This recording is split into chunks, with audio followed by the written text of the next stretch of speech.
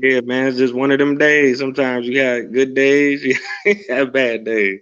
Yeah, We you gonna gotta keep make it what going. you I can have. edit it. I'm gonna chop it up. So, but I Yeah, want to respond to what you were saying, man. You gave a phenomenal breakdown of Basquiat, and like you say, you was around back then. You was in New York back then, and people said disparaging things about him and black people in general, and hip hop and art, and a lot of the things that was going on in the city. But now he's more celebrated. But like you say, you went into the history. Sometimes people just look at the artwork for a couple seconds and then they keep going. But it took a lot of knowledge and information and research to make those paintings. Like you say, he got the kings and he's listing them and he yeah, crossing them out. And then he putting the crown bomb. Because I've been to Egypt, sometimes they do that. If it was a pharaoh that wasn't right or a pharaoh that was from another land, they would cross them out or, like Hatshepsut, if they didn't agree with the things that they did, they would etch them out. So that's powerful. That's very, very powerful. I appreciate you breaking it down like that. Let me see. Okay, now I want to talk about another book that you wrote about. Jimi Hendrix. Can you talk about that? Because Jimi Hendrix is like an icon. You know what I'm saying? He's like the greatest guitar player ever, and he's a black man, so that's important. Because like you were saying, for children, it's good to expose them to these things early on. Because like you see, even today, like how the doll test, and then go to the child and they'll say, which doll is the ugly doll? Which doll is the dumb doll? Which doll is the mean doll? And then you be like, well, which doll look like you? And then they faced with you know what I'm saying? yeah, dilemma, you know. Yeah, a dilemma, a real dilemma. Yeah.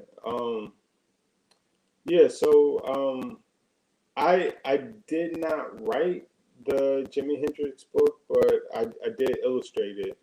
And and like sometimes, like if you have a story idea and and you can illustrate, then you send that or that idea to a book company, and you're like, are you interested?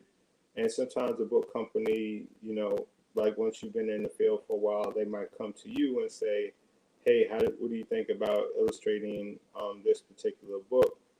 And when Clarion Books came to me about illustrating a Jimi Hendrix book, to me that was a no-brainer. You know, um, he he's definitely like one of I can't say like he's the grandfather of rock and roll because he wasn't there from the beginning, but he's definitely one of the grandfathers because of the influence that um, he had on the genre of rock and roll.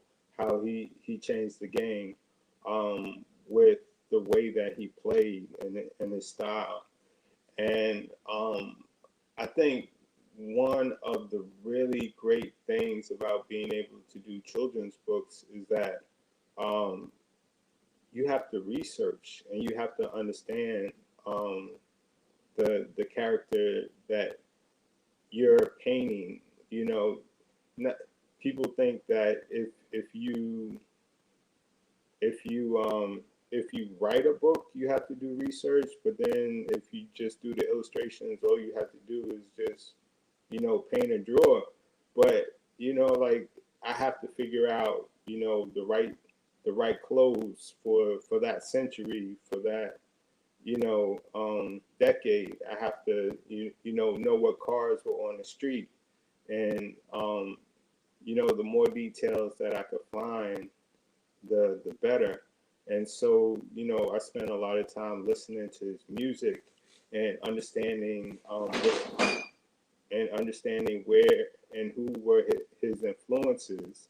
Um, and so I gained a lot of knowledge about Jimi Hendrix, from creating that book.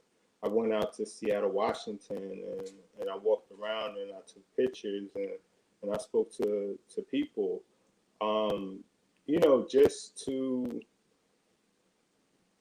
get any little bit of information to make the way that I illustrated the story more authentic.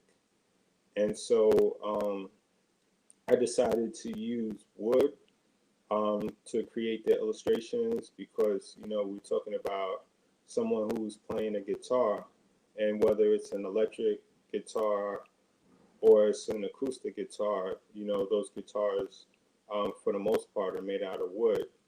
And I decided to just use like a really um, big palette, a color palette, and and kind of make it psychedelic, you know, because one is Jimi Hendrix, and you know, during that time, Jimi Hendrix was like a hippie, you know. He believed in a lot of the things that they believed in. You know, he believed in love.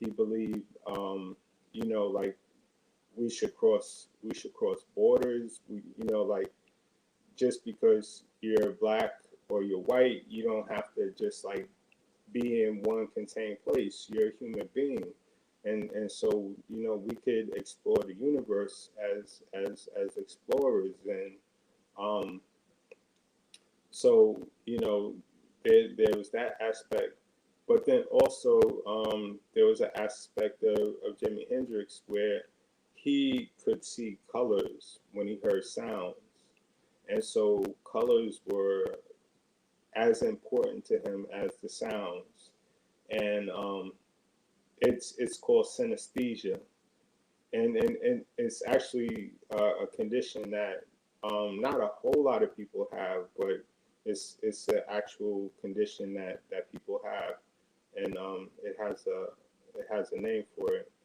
Um, so I just it it brought a greater understanding of Jimi Hendrix, you know, to me, um, it in understanding, you know, like how more than like a rock and roll guitarist, he was more like a jazz, not sorry, not a jazz, but a blues musician, and um and how much he was a student of music because just like how Basquiat was responding to what was happening, you know, during that time in the 80s in the world, and also responding to history. Um, Jimi Hendrix was also doing the same thing with his music. He was responding to other musicians. He was responding to um, musicians that came before him.